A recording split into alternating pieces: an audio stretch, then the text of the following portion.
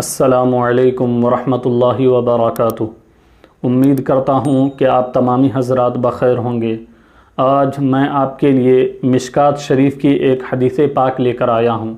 حضرت ابن عباس رضی اللہ تعالی عنہ سے روایت ہے، آپ فرماتے ہیں کہ ایک اعرابی آقا صلی اللہ تعالی علیہ وسلم کی بارگاہ میں حاضر ہوا اور کہنے لگا کہ آپ نبوت کا دعویٰ کرتے ہیں، آپ کہتے ہیں کہ آپ نبی ہیں، آپ اللہ تبارک و تعالیٰ کے رسول ہیں، تو میں اس بات کو کیسے اقرار کر لوں، میں اس بات کو کیسے مان لوں؟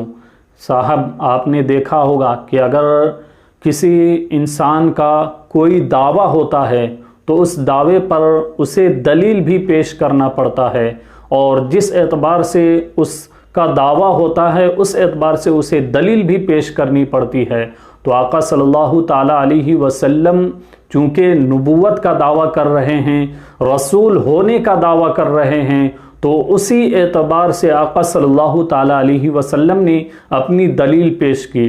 چنانچہ آقا صلی اللہ تعالیٰ علیہ وسلم نے فرمایا کہ اگر اس کھجور کے درخت کا خوشہ آ کر یہ بات کی گواہی دے دے تو کیا تو مانے گا، کیا تو اقرار کرے گا کہ میں اللہ کا رسول ہوں؟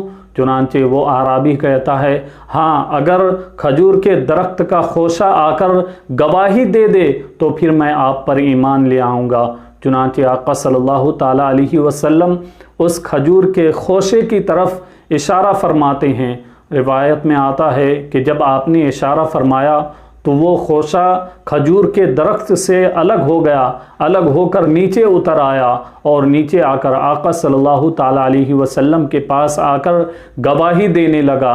جب وہ اعرابی یہ سنا تو آقا صلی اللہ تعالیٰ علیہ وسلم پر ایمان لے آیا۔ تو دیکھا آپ نے، آقا صلی اللہ تعالیٰ علیہ وسلم کو اللہ تبارک و تعالیٰ نے اختیارات عطا فرمایا ہے۔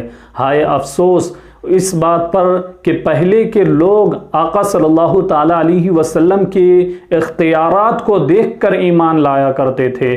ہائے افسوس آج کے لوگ ہیں جو آقا صلی اللہ تعالیٰ علیہ وسلم پر کلمہ پڑھتے ہیں، آقا صلی اللہ تعالیٰ علیہ وسلم کا کلمہ پڑھتے ہیں، پھر بھی اس بات کا اقرار نہیں کرتے کہ آقا صلی اللہ تعالیٰ علیہ وسلم کو اللہ تبارک و تعالیٰ نے اختیارات عطا فرمایا ہے۔